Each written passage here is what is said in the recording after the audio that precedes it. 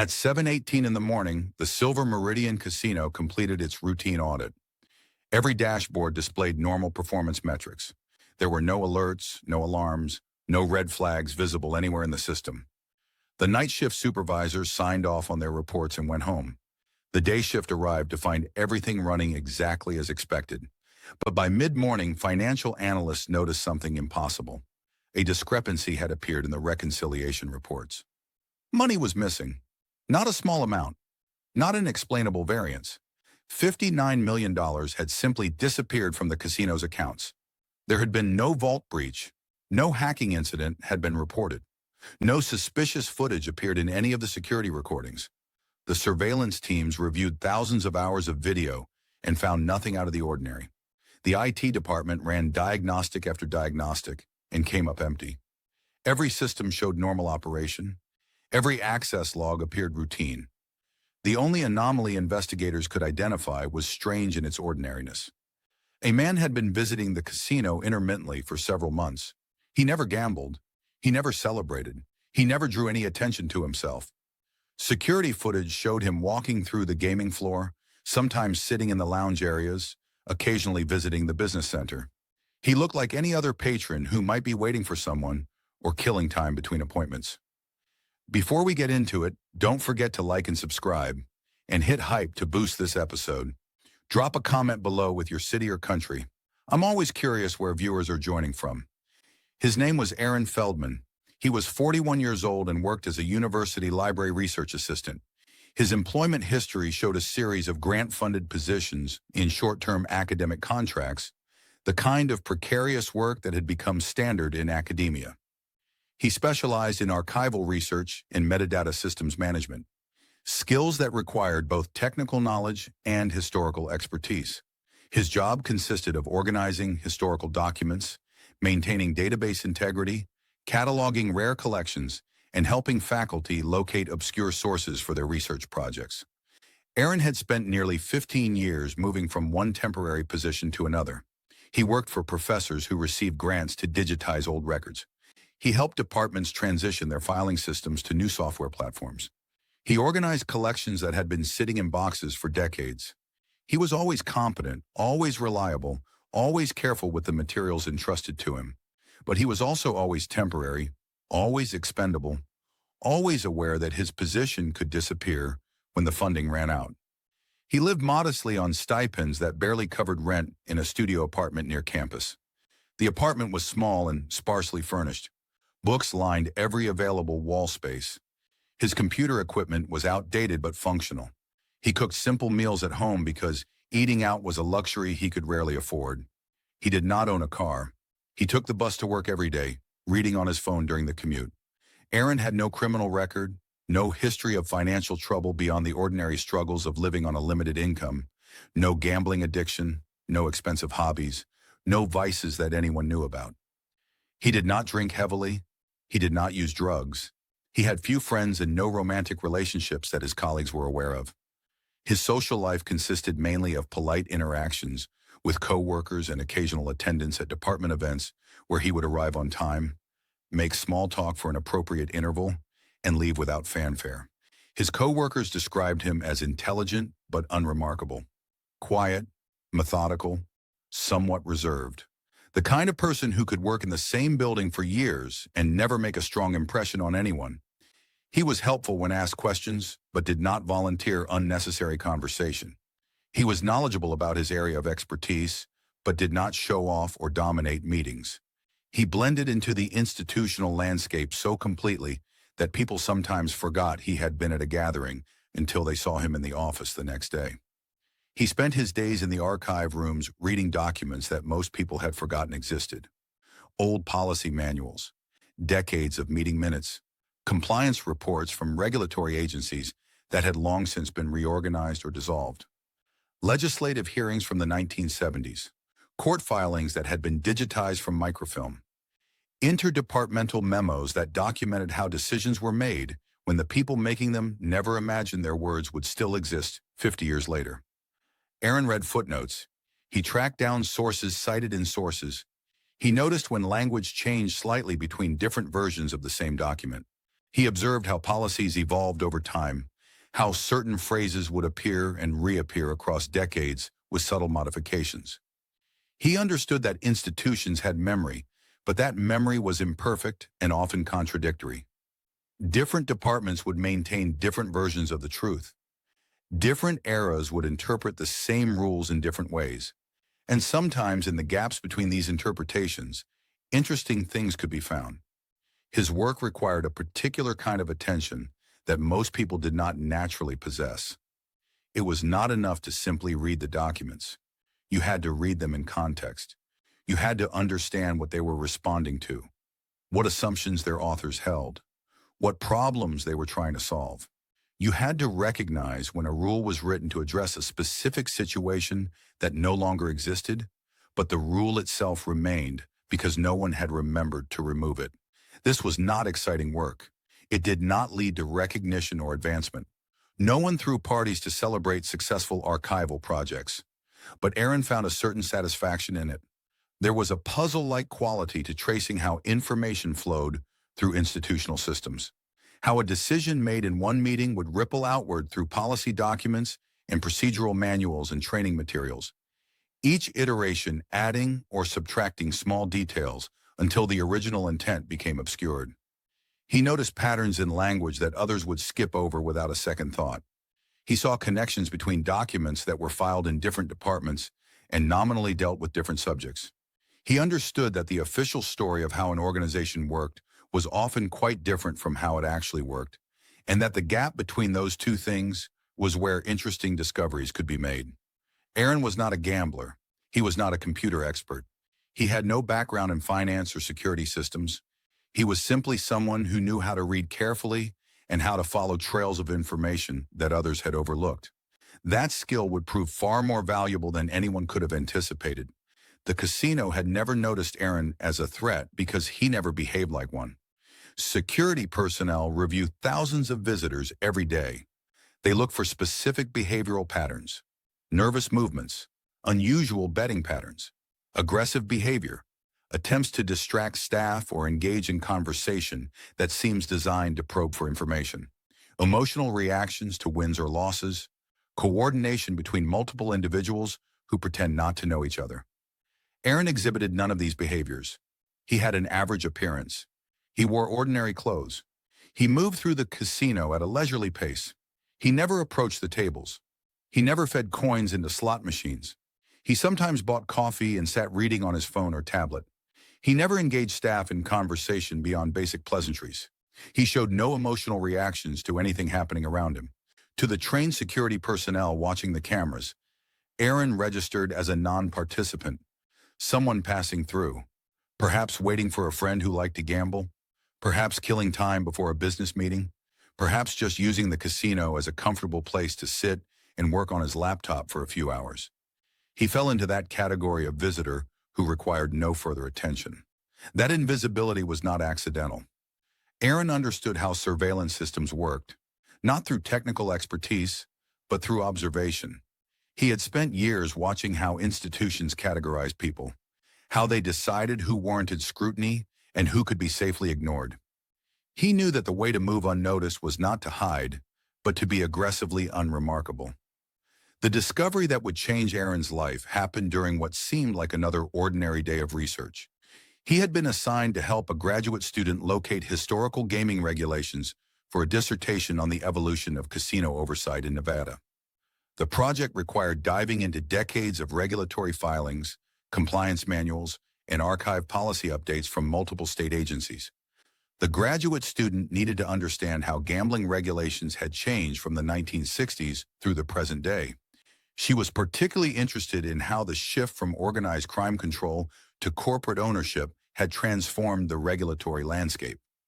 Aaron's job was to find the source documents and organize them chronologically so the student could analyze the trends. It was tedious work. He started with the Nevada Gaming Commission archives, then moved to county-level regulatory bodies, then to individual casino compliance filings that had been preserved in various collections. Some documents were digitized. Others existed only on microfilm. Still others were physically stored in boxes in the basement of government buildings, requiring Aaron to submit formal requests and wait days for them to be retrieved. Aaron worked through the documents methodically. He created a detailed timeline spreadsheet. He noted when policies changed and how language evolved over the years. He tracked which clauses appeared consistently and which ones were modified or removed as new regulations took effect. He identified key inflection points where major revisions occurred, usually in response to scandals or federal investigations or changes in political leadership. He spent weeks on this project. The graduate student checked in periodically to see what he had found, but mostly she left him to work independently. She trusted him to be thorough. Everyone who worked with Aaron learned to trust his thoroughness. That was when he noticed something odd. Across all those decades of documentation, spanning different regulatory bodies and different eras of gambling oversight, one particular clause kept reappearing. The language around it would be updated. The formatting would change. The section numbers would be renumbered as documents were revised. References would be modernized to reflect new technologies and new organizational structures. But the underlying logic of the clause itself remained unchanged. It was a provision governing how certain financial transactions were reconciled when activity crossed multiple internal systems within a casino's operation. The clause had been written in an era when casinos used manual bookkeeping and paper records. Back then, different departments maintained separate ledgers. The cage would track cash. The pit would track chips. The accounting office would track credit. These systems had to be reconciled regularly, and discrepancies were common because everything was done by hand. The clause specified a particular order of precedence for resolving conflicts when different departments reported different numbers for the same transaction. It established which records should be considered authoritative when systems disagreed. It was a practical solution to a practical problem in an era before computerization. What Aaron realized, as he traced this clause through 5 decades of documentation, was that it had never been fundamentally reconsidered. Yes, the language had been updated. References to ledger books became database records. References to department reports became system outputs. But the core logic, the order of precedence for conflict resolution, had been carried forward without anyone questioning whether it still made sense. As Aaron traced this clause through the decades, he realized something remarkable. While casinos had modernized everything else about their operations, this particular rule had been grandfathered forward again and again. The assumption buried in the clause had never been questioned. It had simply been carried over into each new generation of compliance documentation. Modern casinos now operated with sophisticated computer systems, real-time monitoring, artificial intelligence fraud detection, and automated audit processes. But somewhere deep in the policy infrastructure, this old rule still existed. And because it existed in the official compliance documentation, the modern systems were programmed to respect it. Aaron sat in the quiet archive room and considered what he had found. This was not a security vulnerability in the traditional sense. It was not a bug in the software. It was not a gap in physical security. It was a conceptual blind spot, a place where old rules governed new systems and no one had noticed because the rule had always been there. He could have reported this finding. He could have written it up as an interesting historical footnote about how legacy policies persist in modern regulatory frameworks. He could have mentioned it to the graduate student or published a paper about it in some obscure academic journal that 3 people would read. Instead, Aaron began to think about what the loophole might mean in practical terms. Over the following weeks, he continued his research, but now he was reading with a different purpose. He wanted to understand exactly how this old reconciliation rule functioned within the context of a modern casino's operations. He studied system architecture documentation. He reviewed case studies of casino auditing processes. He found technical manuals that explained how different software platforms communicated with each other and how conflicts were resolved when systems disagreed. The more he learned, the more he understood that the loophole was not hidden. It was documented. It was official. It was built into the very compliance framework that casinos used to prove they were operating legally. The rule existed in policy manuals that were reviewed by regulators and auditors. It was taught to compliance officers. It was programmed into the automated systems that monitored transactions. But no one looked at it and understood what it actually permitted, because it was phrased in technical language, Because it was buried in hundreds of pages of regulatory documentation, because it was surrounded by legitimate rules that functioned exactly as intended, because everyone trusted that if something was in the official policy manual, it must be there for a good reason. Aaron realized he could exploit this loophole without breaking any written rules. Everything he did would follow documented procedures.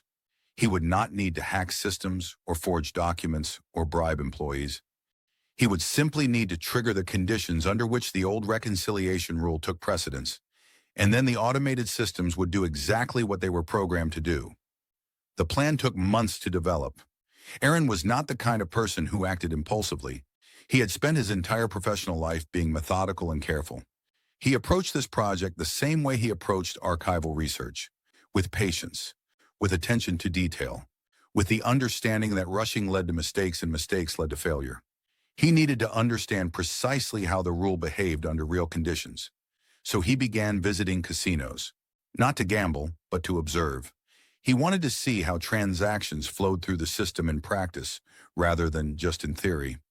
He wanted to see how employees interacted with the software, how automated processes handed off information from one system to another, how audits were conducted. When human oversight was engaged and when the systems were trusted to operate autonomously, he started with smaller casinos, places where he could observe without being particularly noticeable.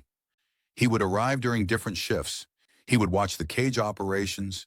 He would sit near the accounting offices and observe employees working at their computers. He would listen to conversations between pit bosses and dealers. He would note how long it took for transactions to be processed and approved. He visited multiple casinos across different cities. He varied his timing and his approach. He watched during busy periods when the casino was crowded and staff were overwhelmed. He watched during quiet periods when there were few customers and employees had time to be thorough. He noted how staffing levels changed throughout the day and week. He observed which processes attracted scrutiny and which ones operated without human review. Aaron also studied the specific casino he had identified as his target. The Silver Meridian was large enough to have significant financial flows and sophisticated systems, but not so large that every transaction received intense scrutiny. It was successful but not exceptional. It attracted a steady flow of customers, but was not a destination resort that drew international attention. It had good security but not paranoid security. It was professionally managed but not innovative. It was in many ways representative of the industry standard. Most importantly, the Silver Meridian's compliance documentation, which was publicly available through regulatory filings, showed that it used the standard regulatory framework, the framework that included the old reconciliation rule. Aaron had confirmed this by reviewing their audit reports and policy submissions to the Gaming Commission. He spent several months just observing the Silver Meridian before he ever attempted to test his theory. He learned the layout. He identified where cameras were positioned and what angles they covered. He noted the schedules of security personnel. He observed shift changes and break rotations. He identified periods when monitoring was most active and periods when it was more relaxed. He did all of this while appearing to be nothing more than a visitor who was waiting for someone or taking a break or enjoying the amenities. Aaron confirmed that the casino's modern monitoring systems still deferred to the old reconciliation rule under specific circumstances. Those circumstances could be created. They would not appear suspicious because they occurred naturally in the normal course of casino operations. They would simply need to occur more frequently than usual, and in a pattern that was too subtle to trigger alerts while still being substantial enough to redirect significant funds. He spent additional months refining his approach. He identified exactly which types of transactions would invoke the rule. He determined how to ensure that each individual action appeared compliant when examined in isolation, while contributing to a larger pattern that would be invisible to automated monitoring. He calculated the maximum rate at which he could operate without creating statistical anomalies that would draw human review. He identified fallback strategies in case certain approaches proved more risky than anticipated. The key insight was that he did not need to hide what he was doing. He needed to make it look normal. Every transaction needed to follow proper procedure. Every approval needed to come from an authorized system. Every audit check needed to find documentation that supported the activity. The transactions needed to blend into the background of normal casino operations so completely that even if someone looked directly at them, they would see nothing concerning. The old reconciliation rule was his authorization. When invoked correctly, it acted like a quiet override, not an error, not a malfunction, a legitimate policy provision that allowed certain discrepancies to be resolved in a particular way. Aaron understood that the casino's security systems were designed to detect deviations from normal operation, so he would not deviate. He would operate within the bounds of normal activity, but he would use the loophole to redirect financial flows in ways that the automated reconciliation processes would accept as valid. The execution phase began almost imperceptibly. Aaron continued his life exactly as before. He went to work at the library. He completed his research projects. He attended department meetings. He processed his routine paperwork. Nothing about his behavior changed in any visible way. But he also made regular visits to the Silver Meridian Casino, never on a predictable schedule, never staying long enough to be memorable. He moved through the facility like someone waiting for a colleague or taking a break from work. Security cameras recorded him, but there was nothing noteworthy to flag in the footage. What the cameras did not record was what Aaron was actually doing. Using his own devices, working through layers of access that appeared legitimate because they followed the documented procedures that the old reconciliation rule permitted, he was systematically redirecting financial flows within the casino systems. Each transaction passed internal approval because it was structured according to policy. The automated systems checked the transactions against compliance rules and found them acceptable. When audits ran, they reconciled automatically because the old rule specified how conflicts should be resolved. Any discrepancies were attributed to timing variances between different subsystems reporting the same activity. No single transaction was large enough to trigger alerts. No pattern was obvious enough to draw attention. The activity blended into the background noise of a large casino's normal operations. Thousands of legitimate transactions happened every hour. Aaron's activity was designed to look like part of that flow. The casino's monitoring systems did what they were programmed to do. They watched for known attack patterns. They looked for suspicious access. They tracked unusual betting behavior. They monitored employee actions for signs of theft or collusion. They flagged anomalies that deviated from expected parameters. But they did not flag activity that followed official policy. Because why would they? The entire point of having compliance rules was to define what legitimate activity looked like. The systems trusted that if something adhered to those rules, it must be acceptable. Over a period of many months, $59 million moved through the loophole Aaron had identified. The money did not disappear all at once. It flowed gradually, steadily, in amounts and patterns that remained below the thresholds that would trigger deeper investigation. The casino's management believed everything was operating normally. The financial reports showed expected performance. The audit systems reported no significant problems. The security teams found no concerning patterns in their reviews. The IT department received no alerts about unusual system behavior. By the time senior financial analysts began comparing long-range performance reports and noticed that the total revenue did not match what should have been generated based on gaming activity and other income sources, the money was already unrecoverable. It had been distributed through a series of legitimate-looking transactions that had all followed proper procedure according to the old reconciliation rule. There was no single moment of theft. No dramatic failure of security, just a gradual absence. Like water slowly leaking from a container through a crack no one had noticed. The investigation began slowly. At first, analysts thought they had made an error in their calculations. Financial discrepancies happened sometimes. Data entry mistakes occurred. Systems glitched. Reports generated with incorrect parameters produced bad numbers. The initial assumption was that this was one of those normal errors that would be identified and corrected with a few hours of review. They rechecked their numbers. They verified that they were pulling data from the correct sources. They reviewed the automated reports. They examined the database queries to ensure they were formulated correctly. They looked for obvious mistakes in how different revenue streams were being categorized or totaled. When they could not find any errors in their methodology, they began to realize the problem was more serious. The numbers were correct. The data was accurate. The discrepancy was real.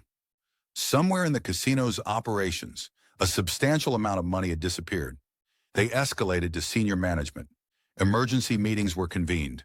The chief financial officer reviewed the findings personally. He brought in the head of security and the director of compliance. They examined the reports together, hoping to find an explanation that the analysts had missed. The casino brought in external auditors. A major accounting firm sent a team to conduct an independent review. They examined years of financial records. They interviewed staff members across multiple departments. They reviewed system logs from every platform the casino used for financial tracking. They looked for evidence of embezzlement, fraud, hacking, or insider theft. They reconstructed transaction flows. They tested the integrity of databases. They verified that backup systems match primary systems. The external auditors worked for weeks. They found minor issues, the kind of small irregularities that exist in any large operation. Rounding errors, timing differences between when transactions were recorded in different systems. A few instances where procedures had not been followed precisely, but nothing that explained $59 million in missing funds. The security team launched their own investigation. They reviewed surveillance footage going back many months. They looked for suspicious patterns. They tracked employees who had access to financial systems. They investigated vendors and contractors who worked with the casino. They examined every visitor who had spent significant time in the facility without engaging in normal gambling activities. They created profiles of potential suspects. They looked at who had the knowledge, the access, and the opportunity to commit theft on this scale. They interviewed employees about their financial situations, looking for someone who might be desperate enough to steal. They reviewed hiring records to see if anyone had falsified their background or credentials. They checked for connections between employees and known criminals. That was when Aaron Feldman's name first appeared in their analysis, not because he had done anything obviously wrong, but because he was an anomaly in a different way. He had visited the Silver Meridian regularly over several months. But unlike most regular visitors, he had never gambled. He had never placed a bet. He had never fed money into a slot machine. He had never sat at a poker table. The security team pulled all the footage they could find of Aaron. They watched him arrive. They watched him move through the facility. They watched him sit in lounges. They watched him occasionally use the business center where visitors could access computers and printers for a small fee. They watched him buy coffee. They watched him leave. His visits coincided with the general time frame when the money had disappeared. That correlation alone was enough to make him a person of interest. The investigators began to dig deeper into his background. But when investigators looked closer at Aaron's actual behavior during his visits, they found nothing actionable. He had walked through public areas where any visitor was allowed. He had sat in lounges that were open to everyone. He had occasionally used the business center, but the logs showed he had paid for his time like any other customer and had access to only standard internet browsing and document printing functions. He had never accessed restricted areas. He had never attempted to enter employee-only zones. He had never interacted with casino systems in any visible way. He had never spoken with employees about anything beyond ordering coffee or asking for directions to the restroom. The IT forensics team was brought in. They were experts in digital crime investigation. They examined every system access log from the period in question. They looked for evidence that someone had accessed casino computers without authorization. They searched for unauthorized logins. They analyzed network traffic for suspicious patterns. They checked for signs of hacking or intrusion or malware. They found nothing. No unauthorized access, no suspicious network traffic originating from locations Aaron had occupied during his visits. No evidence that anyone had penetrated the casino's firewalls or compromised their systems. Every login was accounted for. Every access came from authorized users with legitimate credentials. The financial forensics team traced every transaction that had contributed to the missing funds. What they discovered was both frustrating and remarkable. Every single transaction had followed proper procedure. Every approval had come from an authorized system component. Every audit check had found supporting documentation. The transactions had been processed according to an obscure reconciliation rule that existed in the casino's official compliance framework. A rule that no one had questioned because it had always been there. A rule that was documented, legal, and built into the automated systems. The investigators realized they were not dealing with a traditional theft. They were dealing with someone who had understood the casino's own rules better than the casino did. Someone who had recognized that the rules contained a permission that no one else had noticed. By this time, Aaron Feldman had already left. He had completed his final research contract at the university several weeks earlier. He had returned his library access badge. He had closed his campus email account. He had moved out of his apartment. He had left no forwarding address. His departure had not been sudden or suspicious. He had given proper notice. He had finished his outstanding projects. He had said polite goodbyes to the few colleagues who knew him well enough to say goodbye to. He had simply moved on, the way temporary academic workers often did when funding ran out or when they found opportunities elsewhere. Aaron did not make any obvious mistakes. He did not suddenly start spending money in ways that would attract attention. He did not buy expensive cars or houses. He did not post about his newfound wealth on social media. He did not tell anyone what he had done. He simply stopped appearing in systems. He stopped having a documented presence in the databases and records that institutions use to track people. He became invisible in the same way the loophole had always been invisible. Not hidden, just unnoticed. The casino reported the theft to law enforcement. Given the amount of money involved and the sophisticated nature of the crime, federal investigators became involved almost immediately. The FBI opened a case file. They coordinated with state gaming regulators and local police. They brought in specialists in financial crimes and computer fraud. The federal investigation was comprehensive and aggressive. They tracked down everything they could learn about Aaron Feldman. They obtained warrants for his financial records going back years. They interviewed everyone who had known him. They spoke with former employers, colleagues, professors from his university days, landlords, neighbors, people who had briefly dated him years ago. They examined his financial history in microscopic detail, his bank statements, his credit card transactions, his tax returns, his student loan records, his credit report. Every financial trace of his adult life was scrutinized for anomalies or signs of hidden wealth or suspicious activity. They reviewed his education records. They confirmed that he had actually attended the universities he claimed on his resume. They verified his degrees. They read his undergraduate thesis and his graduate coursework papers. They checked his library records to see what books he had borrowed. They interviewed his academic advisors. They examined his employment history thoroughly. They confirmed every position he had held. They reviewed his performance evaluations. They interviewed supervisors who described him as competent, reliable, detail-oriented, and somewhat reserved. No one had a bad word to say about his work quality. No one remembered him ever violating trust or breaking rules. They investigated his social connections. They analyzed his phone records. They reviewed his email accounts, though most of his university email had been deleted when his access was terminated after leaving his position.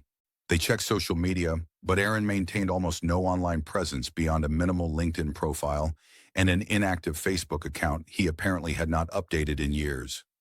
What they found was a man who had lived carefully within his means for his entire adult life, who had no history of illegal activity beyond a speeding ticket from 7 years ago, who had worked in positions of trust without incident, who had been described as competent, reliable, and unremarkable by everyone who knew him, who showed no signs of living beyond the modest lifestyle his income would support. The challenge for prosecutors was fundamental and frustrating. They could prove that money was missing. The forensic accountants had documented exactly how much and approximately when it had disappeared. They could prove that Aaron had been present at the casino during the relevant time period. Security footage confirmed his repeated visits. They could prove that he had left the area shortly after the discrepancy was discovered. His departure was documented through lease termination records and final payroll information, but they could not prove he had broken any laws. This was the problem that confounded the legal team. The transactions had followed official policy. The casino's own compliance framework, which was registered with state regulators and used as the basis for demonstrating legal operation, contained the rule that had permitted these transactions. He had not accessed systems without authorization because, according to the loophole he had discovered, the systems gave him authorization when the conditions of the old reconciliation rule were met. He had not forged documents. He had not stolen passwords. He had not bribed employees. He had not physically taken anything from the casino premises. He had not hacked computers or planted malware or exploited security vulnerabilities in the traditional sense. He had simply recognized a gap between what the rules said and what people thought the rules said, and he had acted in accordance with the literal written policy. The legal analysis continued for months. Teams of prosecutors debated the case. They consulted with experts in gaming law, computer crime, and white-collar fraud. They researched precedents. They looked for similar cases that might provide guidance on how to characterize what Aaron had done. They debated whether it constituted theft. But theft requires taking something without permission, and the casino's automated systems had processed the transactions according to documented policy. Could you steal something that was given to you by a system following its program rules? They debated whether it constituted fraud.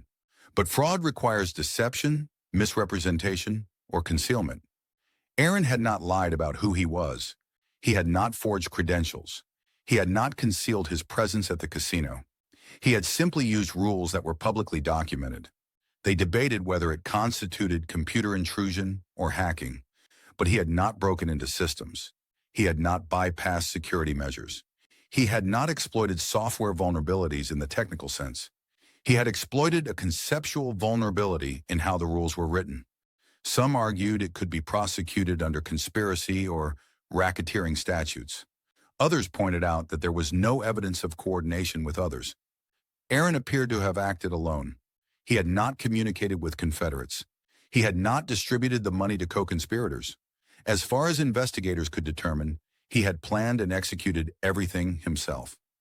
Defense attorneys, in hypothetical discussions with prosecutors, would certainly argue that Aaron had followed written procedures, that if the casino's own systems approved the transactions, then the casino had authorized them, that regulatory agencies had reviewed and approved the compliance framework that contained the problematic rule, that you cannot hold someone criminally liable for reading the rules more carefully than the people who wrote them. The prosecutors knew these arguments would be powerful. Juries were unpredictable. Judges might rule that the statutes did not clearly cover this type of conduct. Appeals courts might overturn any conviction on the grounds that the defendant had not violated any clearly established law. The case could become a precedent-setting disaster that would make similar prosecutions even harder in the future. The casino faced its own problems. They had to explain to regulators and insurance companies how $59 million had been taken without anyone noticing. They had to answer questions about why their compliance framework included a rule that permitted this outcome. They had to address why their monitoring systems had failed to detect the activity. The answer was uncomfortable. Their systems had not failed. They had worked exactly as designed. The problem was that the design included an assumption that had been made decades earlier, in a different technological environment, and no one had ever questioned whether that assumption still made sense. The old reconciliation rule was finally removed from the compliance framework. Every major casino updated their policies. Regulatory agencies issued new guidance about reviewing legacy provisions in documentation. Entire consulting practices emerged to help organizations identify similar conceptual vulnerabilities in their systems. But for Aaron Feldman, these changes came too late to matter. He had found the loophole while it still existed. He had exploited it carefully and thoroughly, and then he had closed the book on that chapter of his life and moved on. No one knows where Aaron went. Some investigators believed he left the country. Others thought he had simply moved to another city and resumed living quietly under a different name. Some speculated that he had prepared a new identity years in advance, building documentation and establishing a history that would allow him to disappear completely. What seems clear is that Aaron understood not just how to exploit the loophole, but how to walk away afterward. He did not make the mistakes that catch most criminals. He did not celebrate. He did not confess. He did not trust anyone with his secret. He did not give investigators anything they could use to find him. He had spent his professional life reading documents carefully, understanding systems deeply, and recognizing patterns that others missed. He applied those same skills to the problem of disappearing, and apparently he succeeded. The Silver Meridian Casino eventually recovered financially. They implemented new systems and procedures.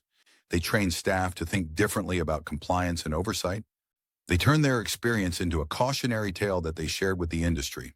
But they never recovered the $59 million, and they never found Aaron Feldman. The case remains officially open. Law enforcement agencies maintain active files on Aaron. His photograph appears in databases. His name triggers alerts if it appears in certain contexts. Investigators continue to look for patterns in financial transactions that might indicate where he is or what he is doing with the money he took. But so far, there has been nothing. No credible sightings, no unexplained spending, no mistakes that would reveal his location. Aaron Feldman had been invisible before he took the money. He remains invisible afterward. The only difference is that now he is invisible by choice, somewhere beyond the reach of the systems that once documented his unremarkable life. He had read the rules carefully enough to find a loophole that everyone else had missed. And then he had followed those rules precisely enough to take $59 million without anyone noticing until it was far too late to stop him. The casino had not been attacked by force or deception. It had been read carefully. And in being read carefully, it had been emptied by someone who understood that sometimes the most valuable vulnerabilities are not the ones hidden in shadows, but the ones written in plain sight, buried in documents that everyone trusts but no one actually reads.